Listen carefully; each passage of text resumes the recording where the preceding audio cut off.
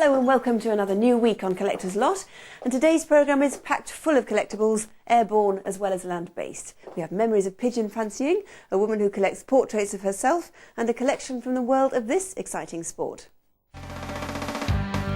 Well, more of that later if we can find some flat land somewhere here in this famously beautiful Welsh valley. We're right on the mid-Wales border here on the edge of the Berwyn Mountains, and this is a 15th century house known as a cruck house. This is the cruck. It's a kind of archway supporting the building made from one oak beam split into two. The style went out of fashion after 1500, so this is quite a rare sight these days. The house itself belongs to two jazz musicians, Eddie and Jenny, who bought it just over 30 years ago, and Laura Beaumont has been to meet them.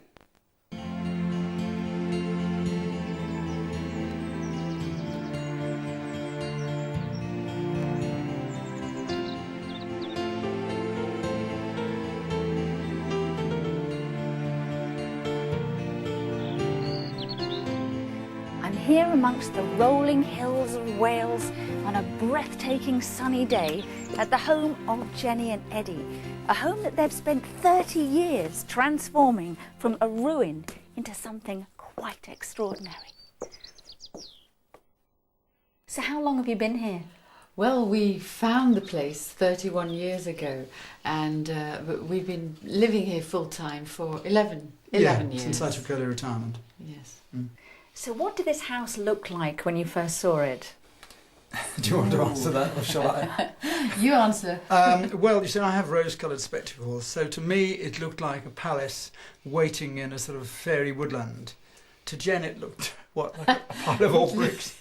Yeah, well, old stones really. Yes, a pile of old stones with a tremendous atmosphere, but all I could see was, my goodness, what a load of work. How many years of work have we got here? It was on the edge of dereliction, really. I mean, one more winter, the house is as good as its roof, and one more winter would have seen it off, I think. What's the history of the house? It was a 15th century cottage which has been subsequently built onto and built onto and built onto. So various things have happened throughout the centuries.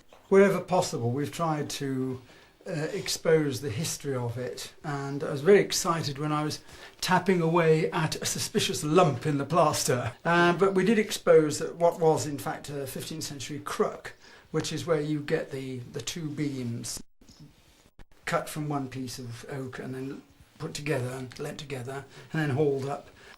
And as Eddie took me on a tour of the house, he exposed me to some of his nooks and crannies. So this was the first oven you uncovered, was it? Yes, and we've baked in it as well. Lots of super bread. Yeah? Any more ovens around anywhere? Funny you should say that, because just up here we uncovered, not so long ago, the original outside baking oven. Fantastic. With its old boots, which are in there to ward off the evil spirits. The beams came from an old farmhouse not far away, and it's a great place for being, particularly in the winter when the snow's on the ground outside, but the sun's shining down and it's facing south. It's one of our favourite places. I can imagine, yeah. Yeah. So, Eddie, I've heard that somewhere around here there's a secret bedroom. It's true, folks, and we happen to be leaning against the door. But this is just a bookcase, surely. Now, well, push that against there and find the Children of the New Forest and pull it out half an inch. There we are. Now open the door. Ta-da! Wow! It is indeed a secret bedroom. Most houses I know are predictable, and they're rather boring, and people get bored living in them, which is so sad. Well, there's certainly no danger of being bored here.